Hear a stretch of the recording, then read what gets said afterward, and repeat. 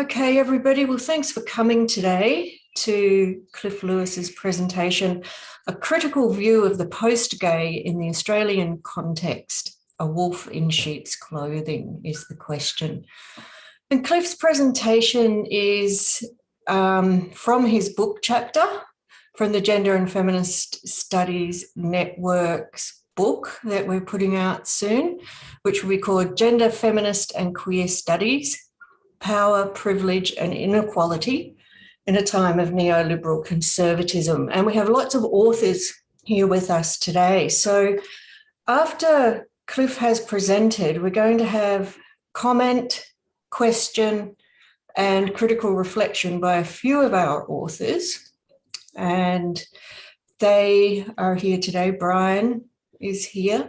He's doing a chapter on looking at paramedics students who identify as LGBT, and with his co-author, I can't remember the title of it, but Brian Sencock. We have Sophie Meredith, who will also be making comment, question, critique, arriving a little bit later, doing a school pickup. So Sophie will be doing that as well. And I have a comment that I'm going to be putting forward from Will Letts and Steve Fifield. And they're doing a chapter for the book called Queering LGBTQIA+ and Diversity Initiatives in STEM. And I will do my best with that. This is dense theory, so I'll do my best with their comment and critique of Cliff's presentation. So Cliff, I'll just hand over to you now. Fantastic. Thank you, Donna. And hopefully, James, the microphone's a bit better. I've increased all the settings in my end. Fantastic. Thank you so much for facilitating this, Donna. We sort of came onto this topic in a way reflecting on what was, for me personally, a big experience in Australia, coming from overseas, coming definitely a few years before the same-sex marriage vote happened, but also exploring the dynamics that has happened since the same-sex marriage vote and the dynamics that happened at the time. So most of you would be familiar with the same-sex marriage vote, 2016, the plebiscite. What I wanted to do in this presentation and in the chapter is to really look at it from the notion of the post-gay. And the reason I decided to look at the post-gay is because the post-gay is often considered to be post-marriage equality. A lot of the literature says post-marriage equality marks the end of queer struggles. And in a nutshell, really, that's what the post-gay is. It suggests that now we're moving into a phase which is the end of queer struggles. As much as I love the idea of someone who's part of the LGBT communities, because how cool would it be to live in a world where we're just accepted? This is something which, this notion of the post-gay, or it has been something that's troubled me in terms of wrapping my head around it, because I know, I'm sure we all sitting in this room or on the Zoom call can recount experiences where there are still challenges, like, we've got Israel Folau, we've got the gender studies, not gender studies group, the gender equity bills that are going through Parliament. We've got all these things that constantly remind LGBT people that we're still not part of the mainstream.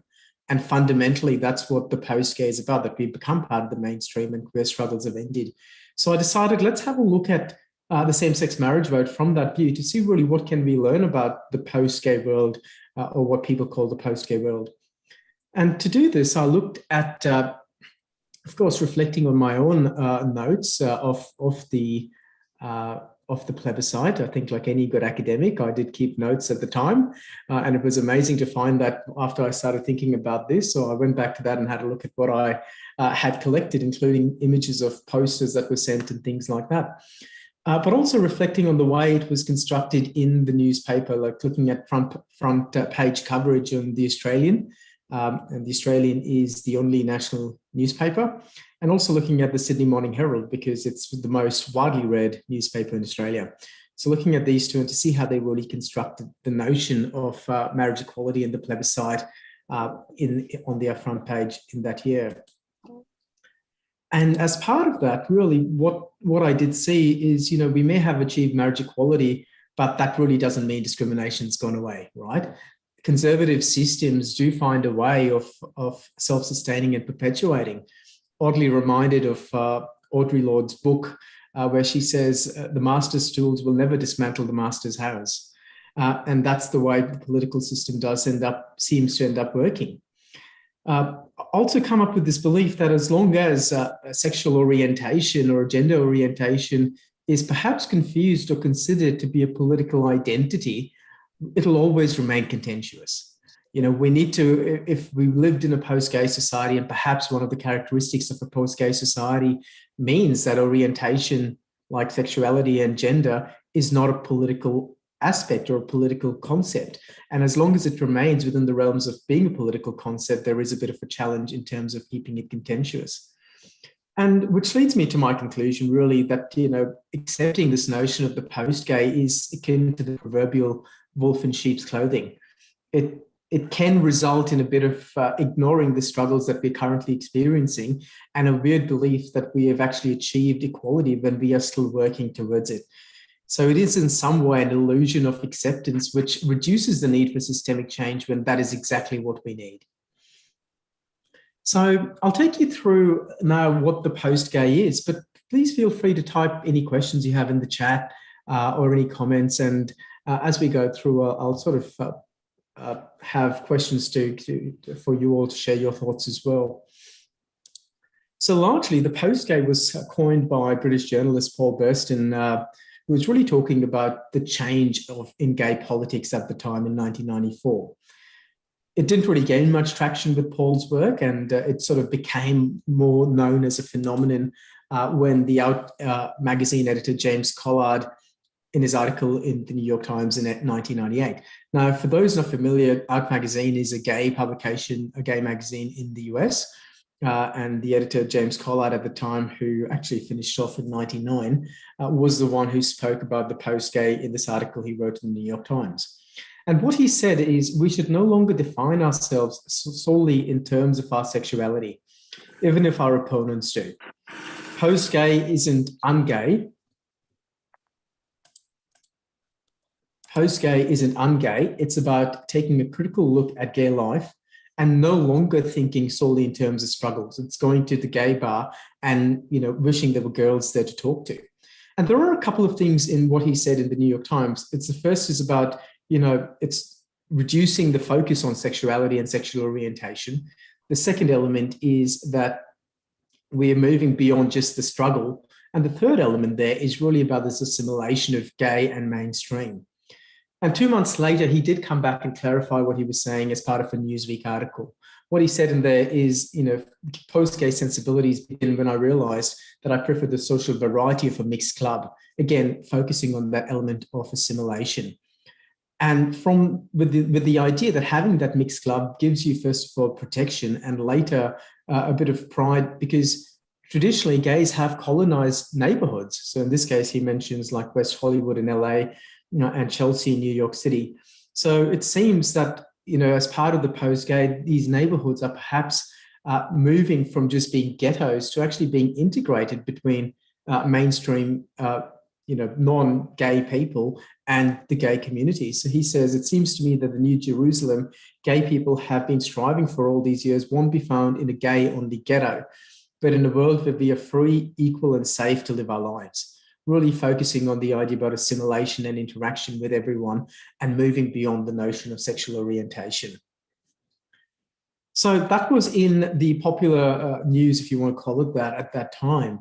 And from there, it moved into academia in the work of Amin Ghazini, hopefully I pronounced his name right, that's him up there, who in 2011 worked on this idea about the post-gay from an academic concept and said, gay life in the Western world today is so open, it may be moving beyond the closet. So I'm going to put forward two characteristics of this post-gay. The first was assimilation into the mainstream. That's quite an obvious one. And the second one was about internal diversification, where the LGBT identities by themselves became more varied as people felt more confident to express what queerness or what being LGBT meant to them. It's interesting, though, because he also articulates that there is this struggle of assimilation and diversification. How can you have diversification when identities are being diversified, but at the same time assimilating? The challenge really comes down to which identities then get assimilated. Is it only those identities that are well accepted, those identities that closely resemble the heteronormative in terms of gender, in terms of race, in terms of orientations? So he does identify this tension between the need, this assimilation and diversification. And he clarified this notion of the post-gay in 2015, where he spoke really about 3 different periods in gay history, because he was trying to really contextualize where the post-gay came in. So the first period for him was the closet, which was 1870 up until World War II.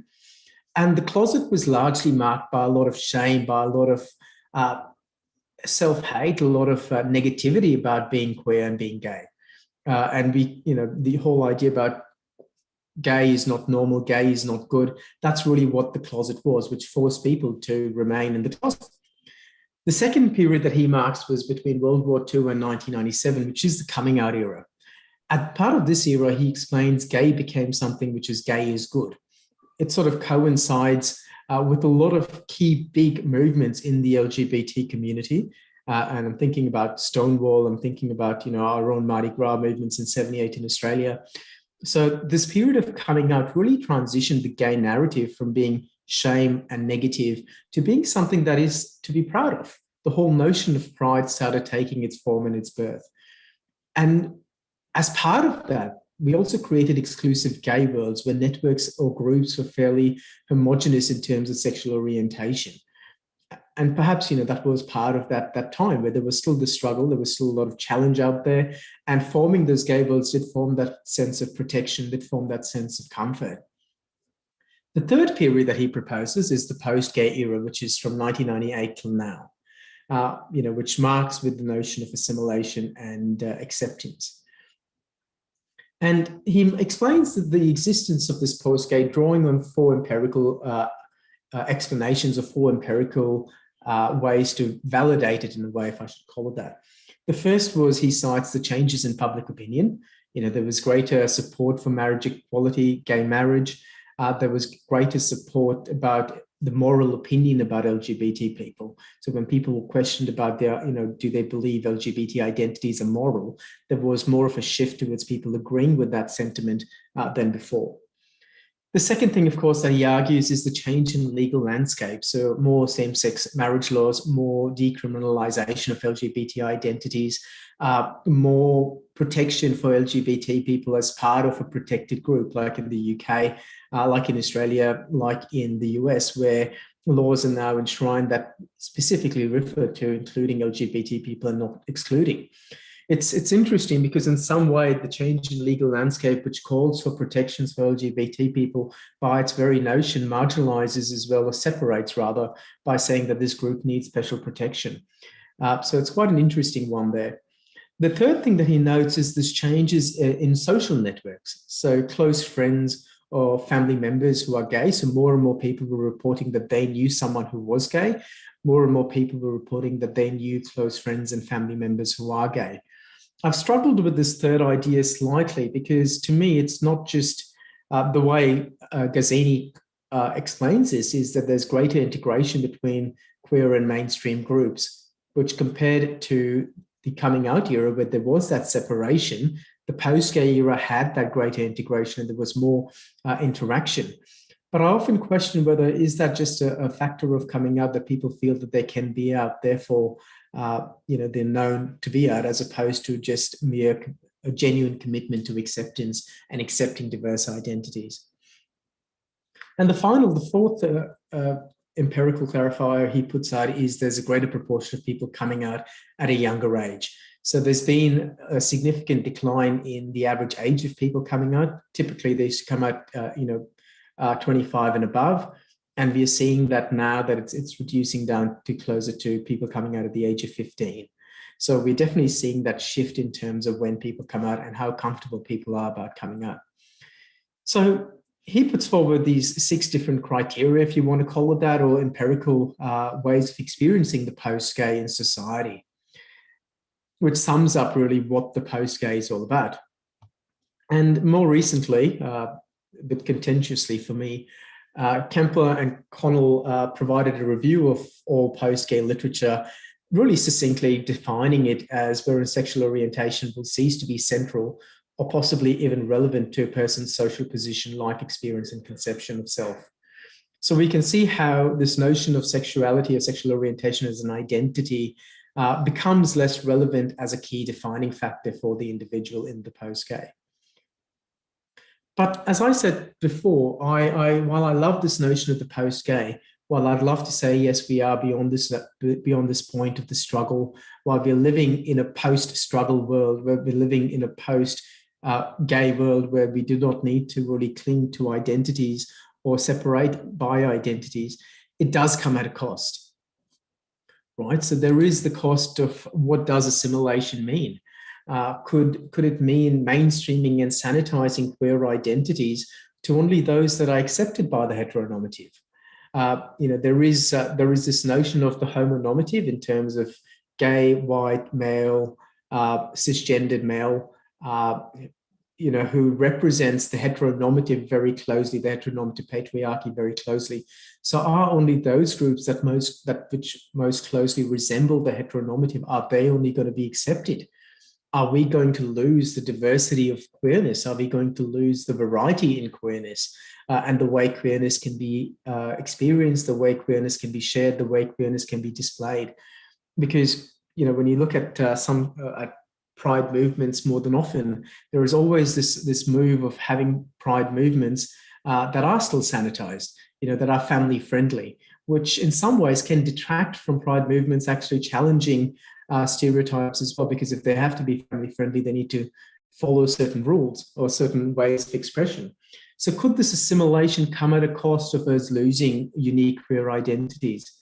In my own work, I've seen that, yes, definitely queer people and younger queer people now do not feel the need or challenge of safety. I'm lucky to be born in a generation and at a time where we're not being bashed on Oxford Street. So there is a greater sense of safety now compared to before. But that doesn't mean that identity needs have gone away.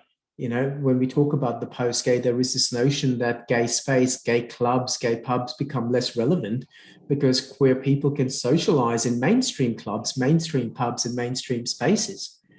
So does it, but what I'm seeing through my work is, yes, that's fine. Yes, queer people might feel more safe, but the identity needs that relate to being queer are not really satisfied within mainstream spaces. There is still that magic about connecting with the queer community, going to a gay club or a gay pub. And I use the word gay rather broadly in this context, so please forgive me for that. But there is still that charm about going to gay spaces, which mainstream spaces cannot really satisfy. Leah reminds us very clearly homophobia has decreased, but not to the same degree that acceptance has increased. And McLean as well solidifying this argument that acceptance does not mean a change in behavior. People can say they accept, but that's one thing, which is great. But behaviors that need to follow from there in terms of visible signs of inclusion, visible acceptance, supporting, being allies to the community and visibly not fighting for our rights, but supporting queer people's rights. Those visible behaviors often don't really follow from the notion of acceptance. And Gazzini himself argues and suggests that perhaps the notion of the post in the post-gay ignores the struggles queer people have experienced and continue to experience even now. So in some ways, believing that we are in a post-gay society erases all the challenges that queer people are experiencing now and removes the onus or the need for systemic change to change the culture within which queer lives are lived. I'm not going to go into too much detail beyond that on the post-gay because it could be a whole conversation by itself. But if anyone is interested, I'm more than happy to share some key literature, particularly around Gazzini's work that can point you in a bit more direction there. So I thought, look, why don't we look at the marriage equality? Because post-marriage equality, as I said previously, has also been synonymous with post-gay, and this notion that once we have marriage equality, it's the last struggle for queer people, therefore life has to be good after that. Now, does everyone remember, I'm sure most everyone would remember, the marriage equality plebiscite in 2016? Good Lord, I might have got the year wrong. Does anyone remember how many voted yes? And you can type your answer into the chat box. So what percentage of Australians voted yes for marriage equality? Does anyone remember the number? Ooh, some pretty good guesses. Ooh, Donna, you're probably the closest so far. So yeah, so the vote was carried out between the 12th of September and 7th of November. And it was 61.6% that voted yes. The results were announced on the 15th of November. I remember exactly where I was. I was in the Wool Museum in Geelong when the announcement was made. And I remember this amazing sense of feeling relieved at hearing it was a yes vote. So a total of 12 million people responded, and that represented about 80% of those who were eligible to vote. I should say, while I am incredibly pleased that we did get a yes vote, it was 61.6% who voted yes, we do need to keep in mind that this number of voters was only 80%. There were still 20% of voters who were eligible to vote who did not vote for whatever reason. Right? So when we adjust the numbers, it actually falls roughly around 49% of eligible voters voted yes. So it's not still the majority, it's still pretty good. When we look at how the numbers fell out, we can definitely see trends. And one of the things that surprised me largely was New South Wales was the biggest no vote. Keeping in mind, New South Wales was the state where Mardi Gras has been going on since 1978. Looking at the numbers further, there were definitely a bit of skews in terms of places which had stronger cultural groups and minority ethnic groups that had voted no. So there is still that cultural impact there in that way. And the vote then prompted a free vote in Parliament, and I'll stress the importance of the word free vote in Parliament on the 7th of December in the lower house. So out of 151 members, 14 either voted against or abstained. And what I will point out, so out of the 14 that voted against or abstained from the vote, 10 of them came from electorates that had actually voted in favour, right? And that's what made this a free vote, that despite the public vote, ministers were free to vote how they chose to. These 10 included people like Tony Abbott, whose constituents voted yes, but he chose to vote no. Scott Morrison, the current Prime Minister, and Barnaby Joyce, who made a few moral arguments about what a marriage is. It's a very interesting move, Barnaby. But we all know what happened to Barnaby Joyce following the post-marriage equality vote. So 10 members whose constituents had voted yes decided to vote no in the same-sex marriage vote, and that's what it was a free vote and they had the right to do. Now, like everyone else, when reflecting on this, I said, well, I have to start off with my own biases and my own position about what the same-sex marriage vote and what I thought about it at the time. Of course, I definitely do remember the moment they're saying, you are Australian in Parliament, and that was amazing. I remember the time, the amazing roar on the streets of Sydney, all the amazing posters and signage, all the amazing artwork that was made in response, and all these celebrations that followed. What I will get you guys to, what I'll get you all to do while you're listening to this, I'd love to hear what your biggest memory of the same-sex marriage vote was. So if you could feel free to type it into the chat box, that'd be great to see. So there was a lot of amazing, positive, supportive coverage of, socially about that moment when Australia said yes. But there was also the negative, right? There was also, for me, I remember this poster, "It's okay to vote no," which almost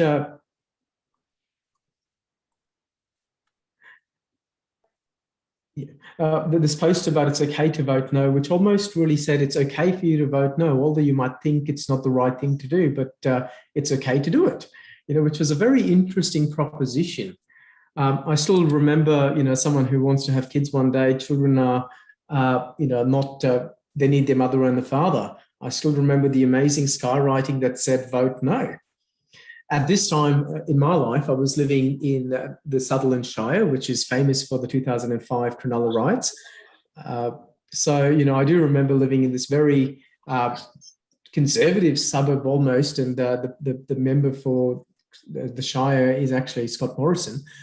So I do remember living and having all these posters, having, things delivered to my mailbox.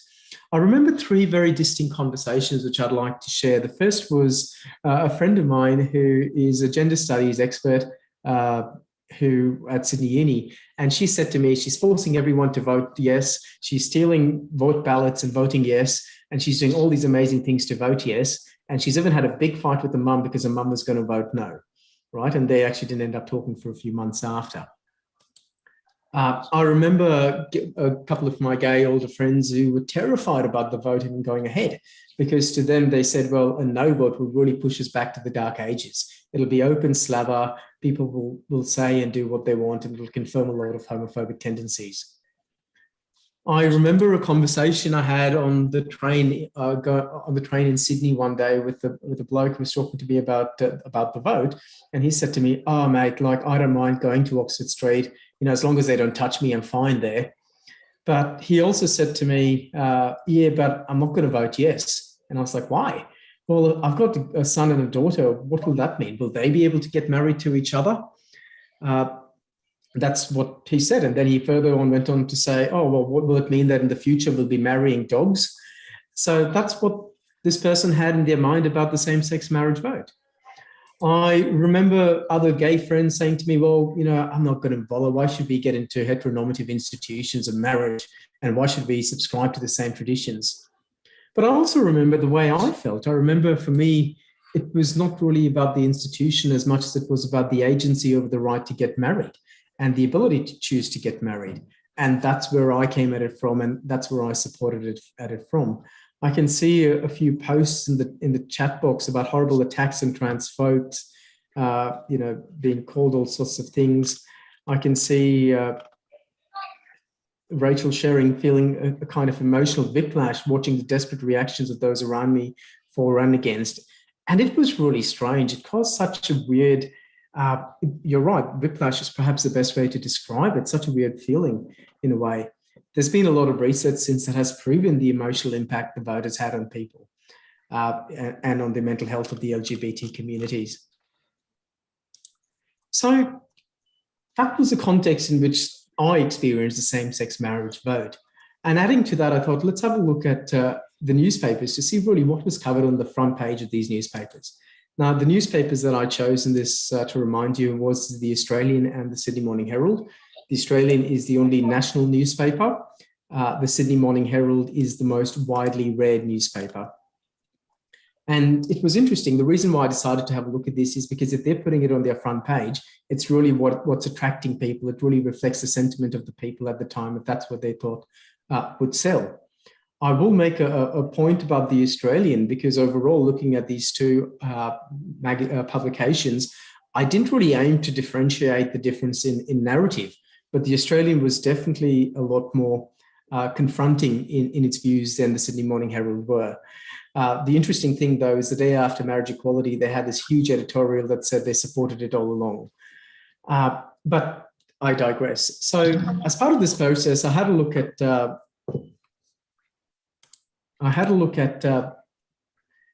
Australian and Sydney Morning Herald. Retrieved about 470 articles across both publications. I refined it down to about 43 front page articles just to get that sense of really what were people buying into at that time, because we know that the front page does have a pulling power, a pulling capacity for a newspaper or a publication. And I identified through that process, there were really 5 things that were coming out really strongly about the marriage equality and the way it was discussed.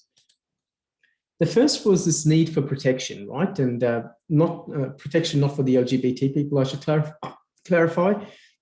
It was protection for institutions and businesses that refused to participate in same-sex marriage vote.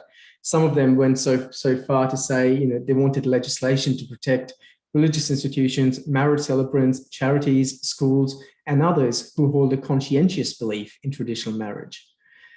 There were calls for laws to override anti-discrimination, and there was this interesting narrative or dialogue in these publications that basically said that queer people and those supporting marriage equality have been known for harassing and coercing those who don't. There's amazing turns of tables in some way, if you want to call it that. there was this view that protection was important to ensure free speech and to ensure, in Peter Dutton's words, safe school movement would not gain momentum again, because he was quite keen for that not to go ahead. And he wanted to make sure that the marriage equality law did not cause for that. There was also concern because businesses like Airbnb and Qantas were distributing acceptance rings at the time. It was these amazing rings with a little gap on one side, which said, you can't have a full marriage ring unless everyone can get married. So it was these beautiful rings that they were distributing, and there were concerns that people who did not wear them would be vilified, right? Because they were not showing support for this. And the Australian Christian Lobby director who was saying people on the yes side routinely get away with vilifying those who believe that marriage should be between a man and a woman. I remember reading these articles thinking this is so interesting that for the first time when the heteronormative rights are being eroded, there is this uproar about discrimination. But this is something in terms of the vilifying, in terms of the abuse that the queer communities have had for forever. There was also a lot of commentary about the politics behind the plebiscite, right? So the plebiscite was seen as a leadership issue for the Prime Minister. Now, businesses did lobby the Prime Minister. I think about 20 of our nation's top businesses, including Qantas, sent the Prime Minister a petition going, come on, mate, you run the country, making laws as part of the government, you need to make a call on this. But the Prime Minister was reluctant to, because part of the reason that it went into being a vote was that's what the coalition had agreed, and that's what the Prime Minister had taken to the previous election. So the plebiscite really was an agreement between the Liberals and the Nationals that formed the coalition government, and there were concerns that if they stepped away from it, that the government might have issues. But largely, there was this notion of the government really not wanting to do its job, because the job of the government is really to vote through laws, not to put it out there for everyone else to vote. So I remember the opposition leader mentioning at the time that it was the government really giving his blessings to material that would vilify and demean LGBT families. Now, this vote was challenged in the High Court. There was a lot of uproar about it. There was a lot of evidence put forward that it could actually have a negative impact on LGBT people, but the High Court still upheld the right to have the plebiscite and to go ahead. Those were the two main themes. If I was to be quantitative, probably about 75% of the articles fitted into one of those two categories. But a really small percentage, and I'm talking about 25% divided three ways, focused on the business response. So there was this interesting thing about religious leaders saying businesses using shareholder money to support LGBT marriage equality is actually a waste of shareholder money. It's not the ethical thing to do. Businesses should not be using shareholder money for this. And in response, Lee Clifford, the chairman of Qantas, argued that by this logic, should companies scrap all their corporate social responsibility programs? Should we not worry about ethical supply chains? Are we overstepping the market mark when we raise money for charity? Of course not. And nor should we be expected to be silent on what is a basic civil right. So there was a little bit of that business response there. There was very little human impact response. And this is something which really surprised me, because I thought I'd see more articles talking about people, talking about the human impact of the plebiscite. But there were probably only 2 or 3 that actually did that, and that did acknowledge that Optus, for instance, or Telstra rather, had set up counselling services to support staff who were negatively impacted by the plebiscite. So it was great to see those sort of business actions.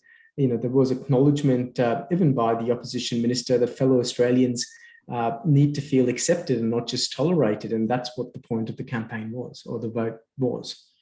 And another couple of articles that spoke about the rules of the campaign, because the campaign was being run by the Australian Bureau of Statistics, not by the election office. And because of that, there was difference in the rules that applied. So with any election, usually there are guides about what you can and cannot say, advertising rules, and when you can advertise and you cannot advertise. But because the plebiscite was not run by the electoral office and run by the ABS, those rules really did not apply in that context. So what does this all really mean, right? And what does it mean within this post-gay world? Really, at face value, the notion of marriage equality represents the integration of queer people into traditions that are archetypical of the mainstream. Marriage is perhaps the most archetypical institution of mainstream people, of the norm LGBT community. Aligning with this tenet of the post-gay, it's really questionable whether, if we are living in a post-gay world, really, why was there even a plebiscite? So it makes me, at the outset, question this existence of the post-gay world quite clearly. In many ways, as I said, the plebiscite functioned as that means of a state-sponsored means of judging the validity of same-sex relations in Australia. You know, if we are to look at marriage equality as a human right, where does it come in that the majority have got to grant the minority a right?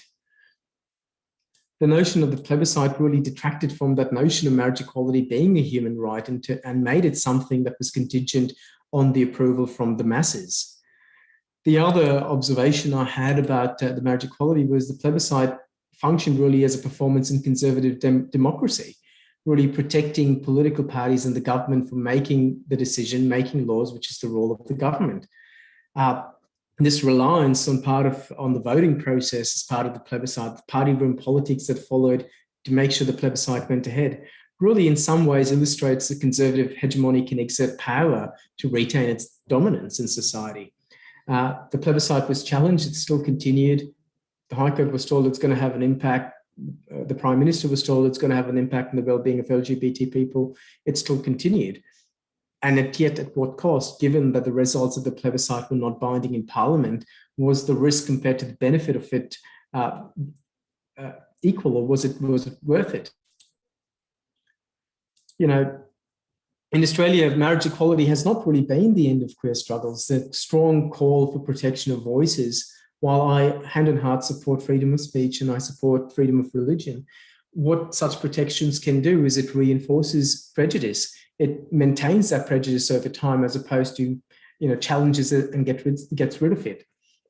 In many ways, this call to protect the rights of those who do not support that marriage equality provides a paradoxical limitation on an inclusive society. It's a real paradox of inclusion if not everyone is included and not everyone is protected.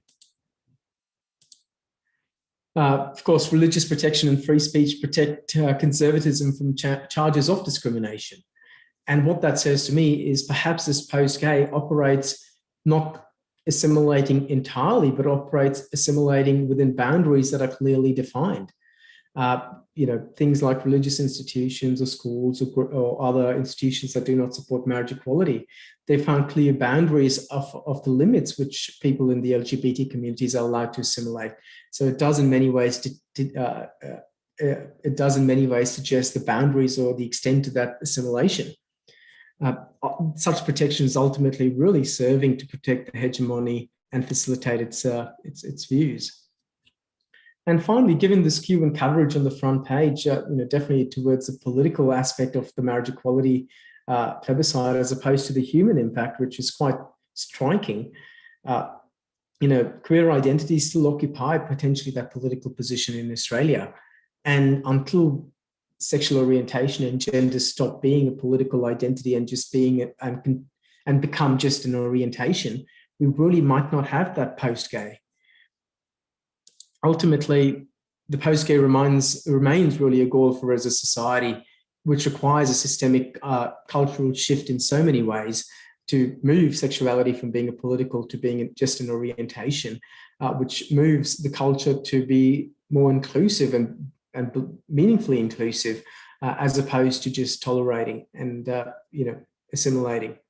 So it does provide us in many ways with a goal that we're yet to achieve and yet to get to. Well, that's all I had to share today. So thank you for listening to me and coming along on this journey. I'll stop sharing my screen there so I can see everyone, but definitely open to comments and questions. That was brilliant, Cliff. Loved it. Really engaging, really fantastic. Thank you. I think such an important discussion to be having post-marriage equality. So I know I'm going to open up to Sophie and Brian in just a tick, but before I do, and then to everybody else. So everybody else is very welcome to comment and ask questions. But first of all, I would like to reflect on and tell you what Will Letts and Steve Fifield have said in their response. So they are basically in support of Cliff's position that it's too early to declare that we're in a post-gay world. They would like to point out, and they're having this struggle in writing their own chapter for the book, that the LGBTQIA+ acronym is unwieldy and difficult to avoid, but not necessarily inclusive. And because we're talking about sexes, sexualities, genders, and desires, it's difficult to nail down who you're really talking about. And I think that perhaps for them and for other people, the concept post-gay is tricky because in the past, gay has just represented homosexual men. And, you know, in the early days, lesbians reacted to that as well, about not being included in what was meant by the gay Mardi Gras and so on. So a messy aggregate that doesn't work as a synonym for gay. But how do we reference not being cis heterosexual? How do we reference that is their question. So if people could keep that in mind. They say that Cliff is right to question what seems to be common sense, that we have declining discrimination and increasing acceptance. But as critical race and gender theories have demonstrated, systemic socioeconomic inequalities endure long after the adoption of supposedly colourblind and gender-neutral anti-discrimination laws. So gay identities, spaces and movements have predominantly reflected the power and interests of middle-class white men. So how do we become more inclusive?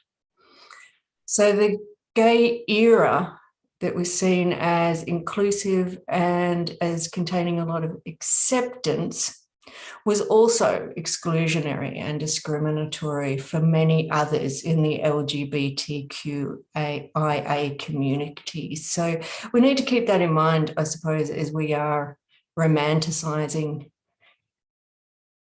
our ability and our desire to include. But so yes, a false victory. And then they go on to these concepts of neoliberalism, which I think are really, really important to our discussions today. So they say that neoliberalism is self-satisfied, and I would agree with that. And I think people from LGBTQ+ identities collude with this, the idea that we are good little consumers. We have jobs, we have families, we contribute, so therefore should have equal rights. And I think that is a neoliberal argument. So where the neoliberal values have spread well beyond the market. So I suppose that means that we don't need social justice, we don't need social change, we don't need any of those things because of the neoliberal values of consumerism. You know, as long as we have jobs and we are contributing and we are consuming, then all is well. So we don't need intervention and we don't need support. So an interesting point that they make there. And the other point that they're making now, Cliff, is that we need to be wary of the binary the gay era, the post-gay era. We also need to be careful not to risk the romanticizing of the gay era, despite its exclusions. We need to recommit to a fully inclusive post-gay era. And the notion of post-gay is a culturally impoverishing neoliberal imaginary that we don't wish to embrace as a goal for society. So thanks, Will and Steve. I hope I did that some justice. And now I'd like to move to Sophie, please. Hey everyone, thanks Cliff, that was awesome. And yeah, 5 years on, it's quite a good time to reflect on the plebiscite, so that was really great. It's just after 5 years, maybe I think a lot of people feel spiky and sore around it, whatever their views at the time still. So yeah, it's nice to have looked back. That was excellent. I had just one comment. Firstly, was just about the use of the word assimilation. I found quite interesting, because when I think of assimilation, I think of the assimilation policy. I think about the attempt to bring Aboriginal people absorb people into society, Aboriginal people and other cultures, and just the violence of that. And I wonder if that is actually quite a telling word, in that it is an attempt to eradicate culture. And and that doesn't have to be about a deficit. It doesn't have to, it can be about a celebration. And in fact, maybe that's the point that some people actually want to make, is that you're not suffering in all ways now. There are some, you hush now, you've got the same as others. Now can we just the gay word? I just wonder about that. And obviously it's not the same as the assimilation policy, but I wonder underneath it, in the neoliberal climate, if that's a thing. I think the word assimilation is quite a dangerous one. I also wondered, can we really be post anything with our understanding of intersectionality, I guess? And you did touch on that, and that was really useful. And I guess I mean that in a really broad sense. And I also mean it within the context of the acronym LGBTQI plus. So obviously the T, the I in particular, as opposed to the LGB maybe. Very different experiences for different people. And I suppose in my own research, I would point to that as well. So say examples, a Russian gay man is going to have a very different experience to someone like me as an academic, or white academic, but also the context, just how important the context is. For me, post-gay is a very difficult one to even entertain, when if everyone knows Josh Cavallo, who came out in football. So if I use football as my example, the only gay man out in football, I mean, or no gay men playing football, I mean, in which case, yeah, that means that that's not open to gay men. Of course, probably most gay men aren't out. In contrast to a woman's experience, or a lesbian experience, let's say, where you have the American, the captain, and Sam Kerr and Rapinoe famously saying, you can't win a championship without gays on your team. That's science right there. Total celebration. It's very, very different experience for just between even the L and the G, let alone the LGBTQ plus, and of course those other intersecting, so many intersecting possibilities. So yeah, I just wonder if it's even possible to have post much with an understanding of intersectionality, I guess. Oh, I totally agree, Sophie. I think it's really asking the question, post-gay for who? And in many ways, the notion of the post-gay encourages a class-based system, which can actually work to fragment the LGBT communities in some way, as those that are, the more accepted, the more mainstream, versus those that are not. In a lot of work that I've done, I also I've seen that, using the word intersectionality, those with intersectional identities struggle to fit in within the gay community itself, within the queer communities itself, leave beyond the mainstream communities.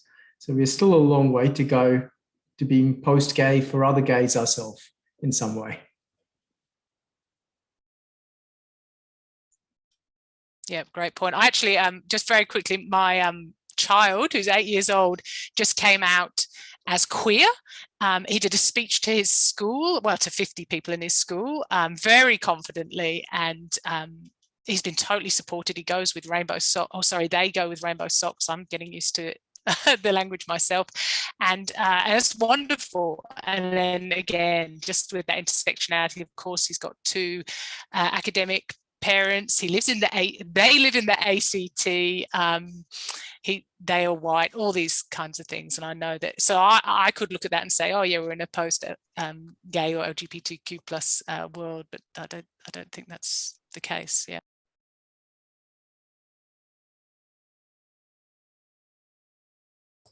Thanks, Soph.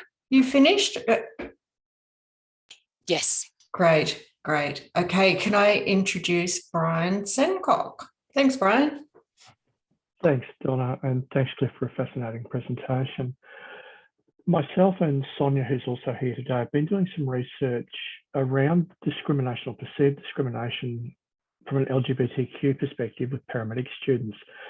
And concerningly, some of the findings raise a whole gamut of issues. For many LGBTQ people, their first interactions with the healthcare sector are with paramedics.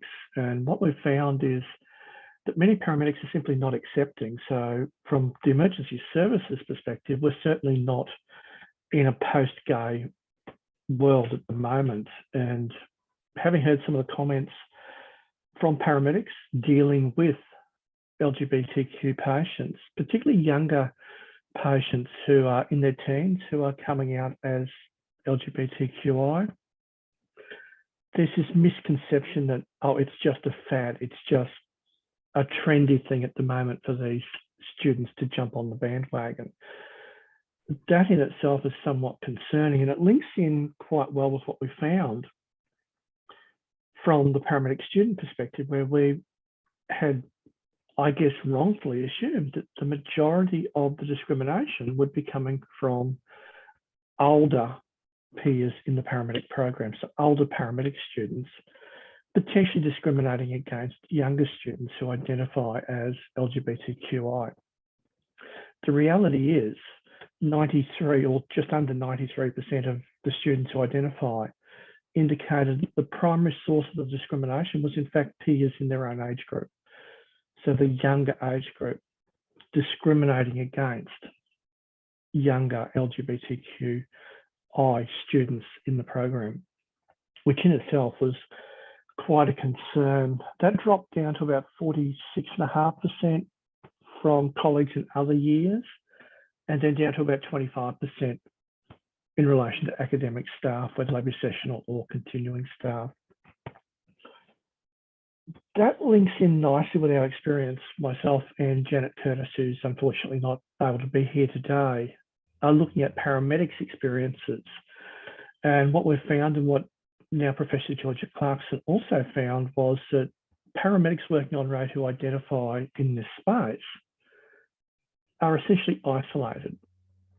And we've managed to track that back to paramedics essentially being women's work, that nurturing and caring being women's work, and that emotional labour aspect. And what we've found is that not so much in the public eye, but certainly behind closed doors, there's this demonstration of what I would consider to be a hyper-masculinity to maintain the heteronormativity, to support that emergency work, right down to the fact that many paramedics don't like doing non-urgent work. They see it as below their level of qualification. And that again links back to the heteronormativity, that heroic aspect that we see on the Ambulance Australia shows and those sort of shows, I guess perpetuating that you have to be hyper-masculine to work in that environment.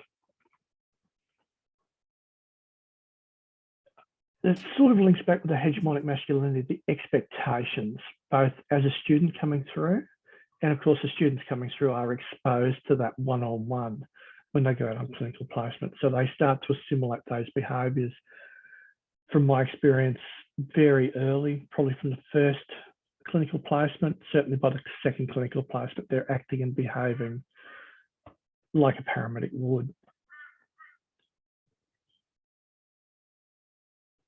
It's an interesting construction, though, isn't it, Brian? That hypermasculinity must also be hyper-heterosexual. I don't think that that's necessarily true or understood to be the reality in homosexual circles. You don't have to be. There was certainly some responses in the interviews we did, Donald, that raised that hyper heterosexuality aspect, with particularly the younger male students, I guess for want of a better term, posing with one thing in mind, acting up to the female students. And of course that then has that flow-on effect of making the students who aren't heterosexual feel uncomfortable and unwanted in that space.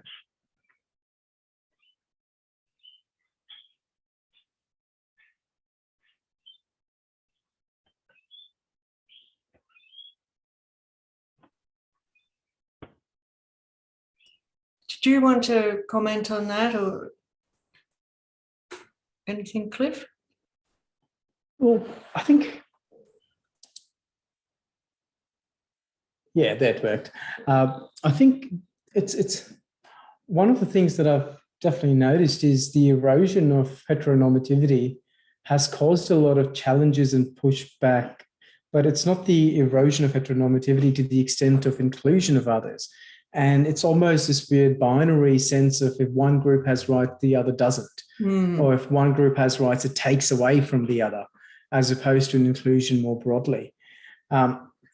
And I think that's where the real challenge comes in, because this notion about we need to protect the heteronormative, even with the same-sex marriage vote, was coming at a view in some ways of protecting what we've always had and protecting the hierarchy, protecting our traditions, as opposed to a sense of inclusion of the different. So yeah, I think, Brian, it's quite the challenge. I think as long as one's viewed as taking away from the other, it's hard. And, you know, I'm sort of reminded of Jim Sidanius, like their work on social dominance, where they argue that, you know, as soon as a society forms any form of, in their case, economic system, where there is economic distribution or a distribution of power or resource of some sort, you'll always have groups who start vying against each other, because there is that view that you might be taking away from others by having it yourself. Yes, I watched a Q&A program from back before the vote to inform myself recently about the opinions of no voters for writing for this book. And I was quite taken aback by how horrified people were that they would share the institution of marriage with gays and lesbians. Quite horrified and acting kind of terrified about what would happen to the institution of marriage should they share it with gays and lesbians. And it did seem to me, really drilling down on it, that it had a strong religious component. It wasn't really coming from anybody that wasn't identifying strongly with the religion and trying to protect the religion. So would you agree with that, Cliff?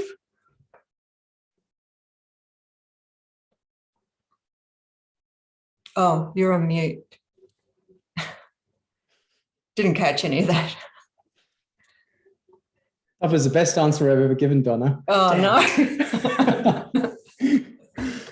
But it is interesting because, you know, it's almost this religious dominance over marriage institutions, and which is strange in its own way in terms of the way we've constructed the notion of marriage and the notion of what it means. Because, you know, why is marriage even heteronormative? If that's like, you know, I do understand that's where it came from and that's the majority. But when did we start associating social institutions and, you know, things that are closely related to human rights in many ways to sex and sexuality? Yeah. We do need to question, I think, the association of institutions with certain identities and what it means for those institutions. I did think that if I was going to attribute marriage to a social institution, that I would attribute it to government, that government oversees it. It's marriage is enshrined in laws. You have to register it with the government. If you have a divorce, that happens through the government, doesn't happen through the church. All payment goes to the government for both of those things, and so on. So if we understand religious belief to be a spiritual belief in a deity, then that seems to be, to me, a highly personal and not to do with your sexual orientation at all. So you have that spiritual belief in the deity or not.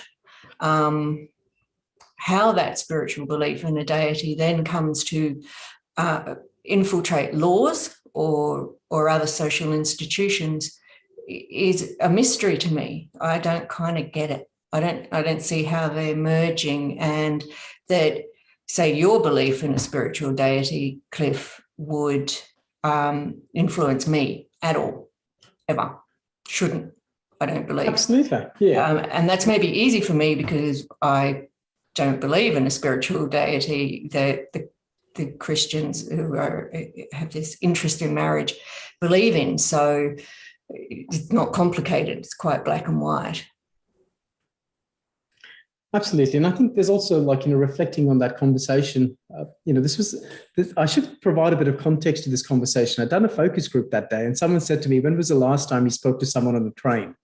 Right. And I got on the train to get back home that day after work. And this guy was really social. So we started having this conversation with this person I've never met before. And his biggest concern was, what are we doing he doesn't go to church, but his biggest concern was, what does that mean for marriage going forward? Does that mean my kids can marry each other? Does that mean people might marry a dog or a tree? And it comes from a very, perhaps in some ways, a very poor understanding of what sexual orientation and gender is. Which, society at large is still yet to catch up with. And understanding the notion of it's not a choice, it's not even really a religious matter, because it's belief in a deity versus orientation is two separate things, in my view, as a person who is someone who does go to church. So I think, we need to really question the integration of ideas just because that's the way it's been done. Somebody in the Q&A debate did say that, maybe we should have a vote on whether or not we should allow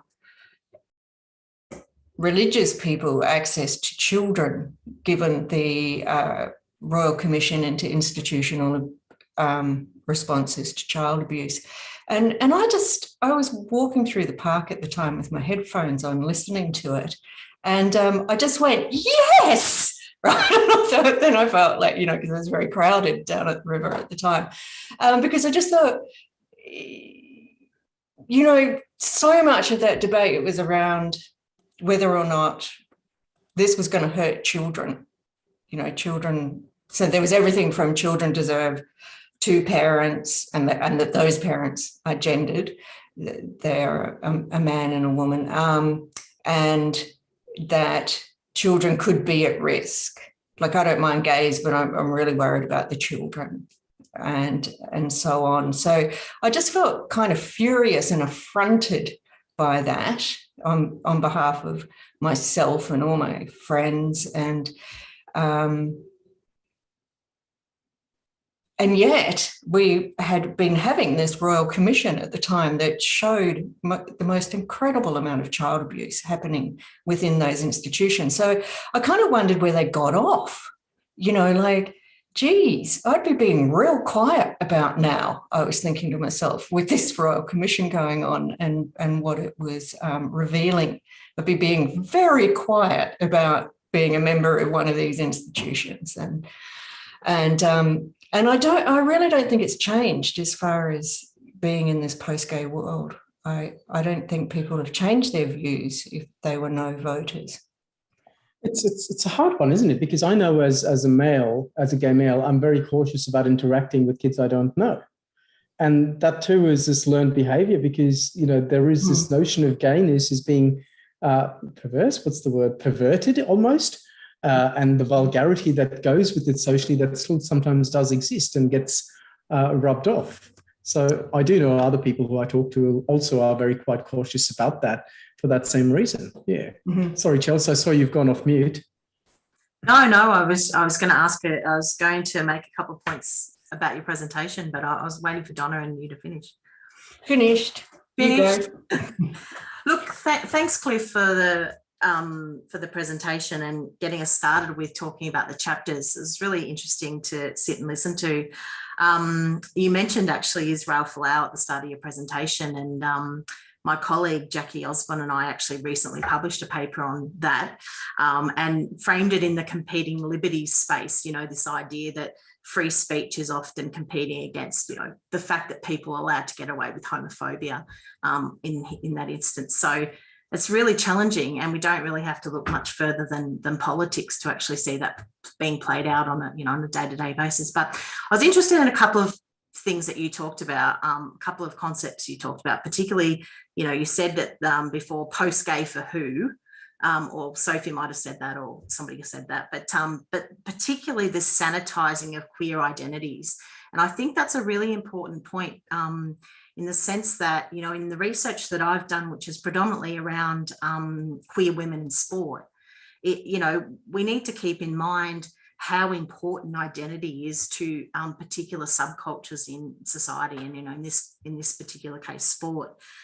Pat Griffin actually wrote about this in 1998, so quite a long time ago, and she used the term safe spaces, and I actually used it in my PhD a few years later. But this idea that you know, that sport actually had provided at that point in time, you know, just these incredibly safe spaces for particularly lesbian women to be, you know, to be as they are, I suppose. But also it was about, you know, forming friendships and relationships in a space that was very non-judgmental and, you know, safe, I suppose. Lynn Hillier has done some work in 2005 in the AFL about that. But in terms of sport, you know, the space of women's and men's sports are actually very different as well. And I think somebody else raised that, you know, this idea that we associate sport as a safe space is actually very convoluted, because it's actually a safe space in some spaces for women, but actually not a very safe space in some spaces for men. And we don't have to look much further than, you know, with the rise of professionalised sports around AFLW and WBBL, they have pride rounds, and male sports have taken quite a long time to catch up. Sophie raised the point around you know, the soccer player recently coming out. Sorry, Soph, I'm Australian, I can't help but say soccer.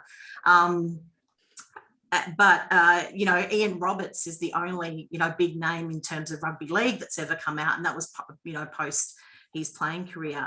You know, Ian Thorpe didn't come out to post swimming career. So it's point I'm trying to make is that I'm trying to get back to, I guess, is that identity is so important for people within subcultures that actually the post-gay label is quite a threat in terms of you know, those identities and people fitting in with those spaces. And also, you know, certainly plays a part in you know, people of certain age groups and how they identify in those spaces. So probably more of a point than a question. Yeah, I definitely agree, Chelsea. So, sorry, it takes me a minute before I hit mute till it That's actually okay. unmutes. But yeah, I definitely agree, because, you know, we did this work around the role of the Mardi Gras in contemporary society, right? Like, if we are supposed to be post-gay, why do we even have a Mardi Gras fundamentally?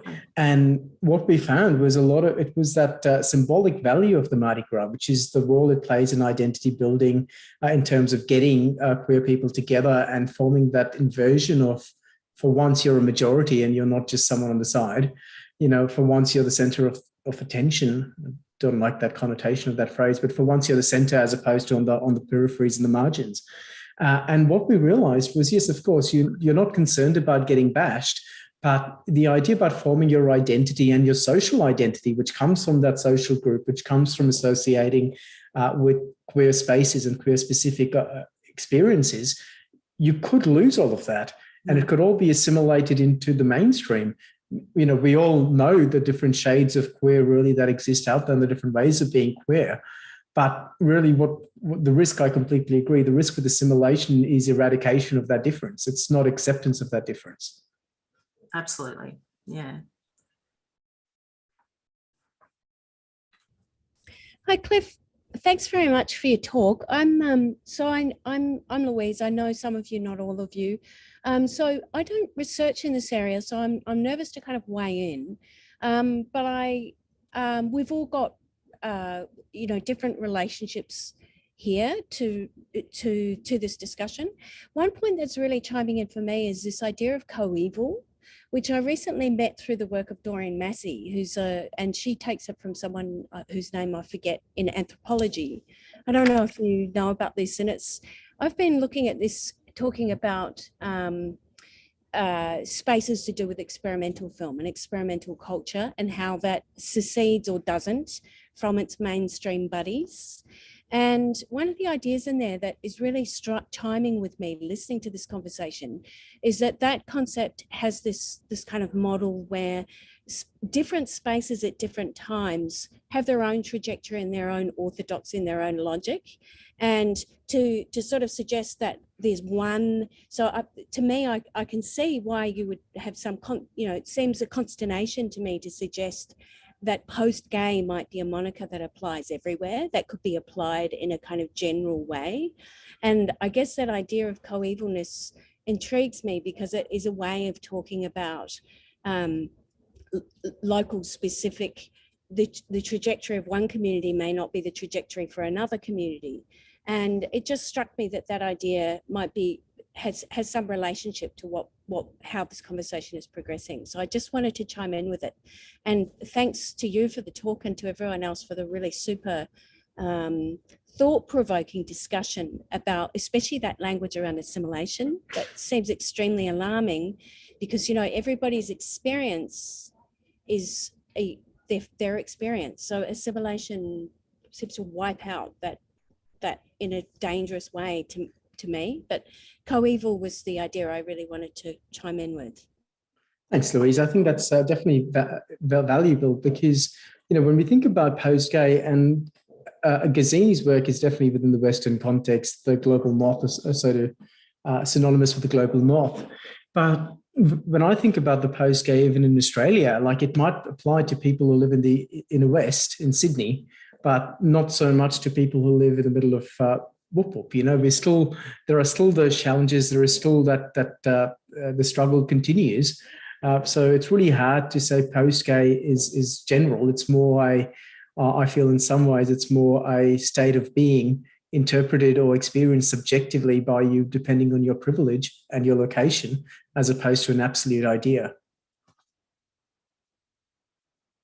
Interesting. Another thing I've been following is some work by Kim Tallbear. I don't know if any of you have found her work, and she gave this great talk with Daniel Browning last year in Sydney as part of the Live Works Festival at Performance Space, and she talked about she was talking about decolonizing families. She was talking about the social control, the family unit as a colonizing force. And she was using that as a way to kind of leap into queerness and different models of queerness as ways of opening what those models might be. And that, I suppose that's something that to me intrigues me in that concept of post-gay because of the nuance it allows around how the application of, modes of being and ways of grouping and aligning that can apply in broad ways, and perhaps maybe that's one way in which that idea is useful, and thinking about the ways that we can, it allows us to open up the relationships we might perceive and other kinds of structures. Absolutely. Thanks, Louise. And it was coeval again, wasn't it? That's right. Yep, that's it. So it's a. I'll just stick it in the chat. Yeah, sorry, it's sort of coming in from left field. My apologies. It's always good. I think that's a great thing about this network in terms of getting those different ideas together. Yeah, but it can sort of derail things, can't it? Sorry.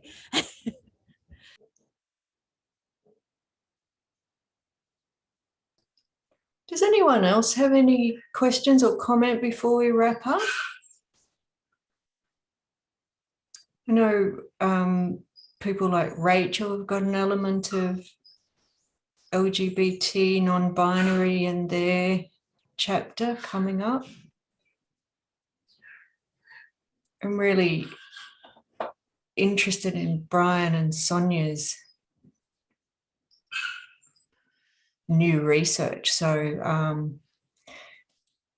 where Cliff, Sonia and myself are trying to get a radio program together to MCE, is it? That will come under the banner of this network. So if anybody's got any ideas like that one, hypermasculinity and homophobia in particular work areas, then yeah, we should do it. So if anyone's got any ideas, I've come up with a few. I've been taking notes. So Louise, you're on the list.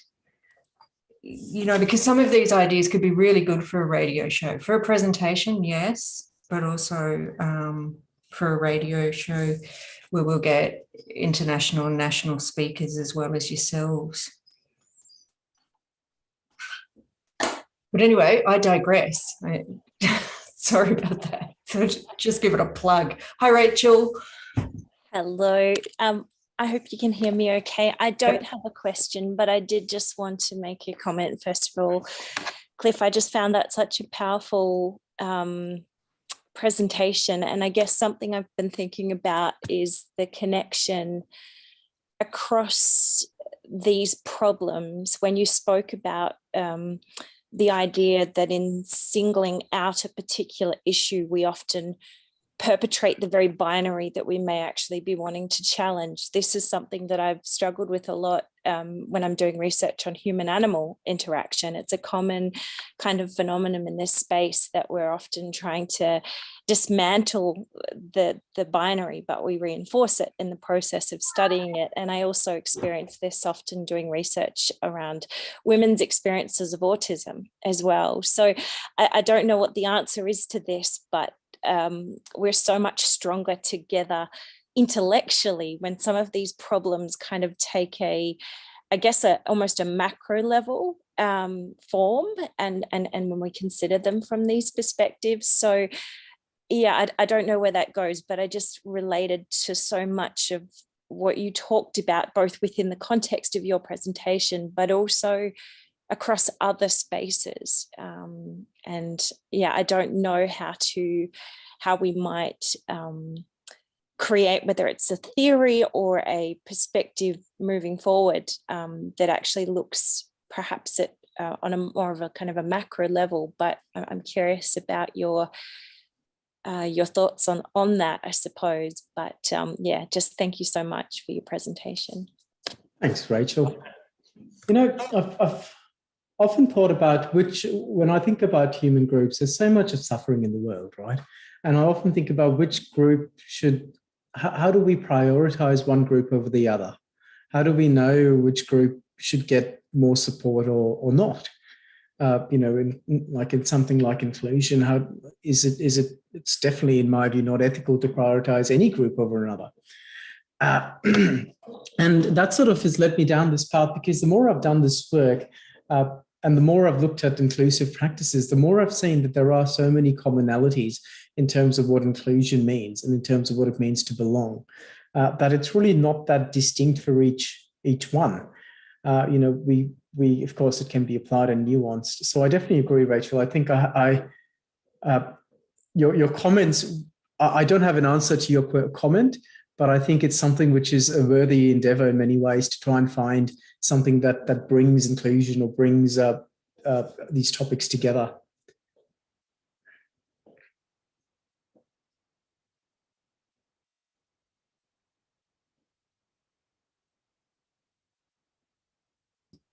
Should we sign off now here, do you think? I'm in here now. We were going to do some housekeeping, but I don't think we will. And I think we'll just, Larissa's putting a hand up. Can I just do one very, very quick plug, folks, just to let you all know, the postdoc in the Regional Work and Organisational Resilience postdoc position in that new centre, new STIRT Centre, has just gone out as an ad. Here's a link I'm just putting into the chat box. So can I ask people to please share this with their networks and send it out to people you know who might be looking for a postdoc position. We're looking particularly for people who are interested in working on regional work, organisational resilience, personal resilience, workplace wellbeing, those sorts of themes. So please share with your networks and let people know about this opportunity. Sorry, just thought it was a good one for gender and feminists. Yeah, right. Plug that. No worries. Thank you. So lots of people are saying goodbye. So thank you, everybody. I agree. Cliff's presentation was awesome. Thanks, Cliff. Really appreciate you coming along and doing that. Such a fascinating concept. People are clapping. Thanks, Donna. I appreciate having the opportunity, and it's been great to reflect on it. Well done. Okay, and thanks to Brian, Will, Steve, and Sophie, and of course your co-authors. I can't leave your co-authors out, but thanks to everybody for making a contribution. Bye now. Thanks, Bye, everyone. Donna. Thanks, Cliff.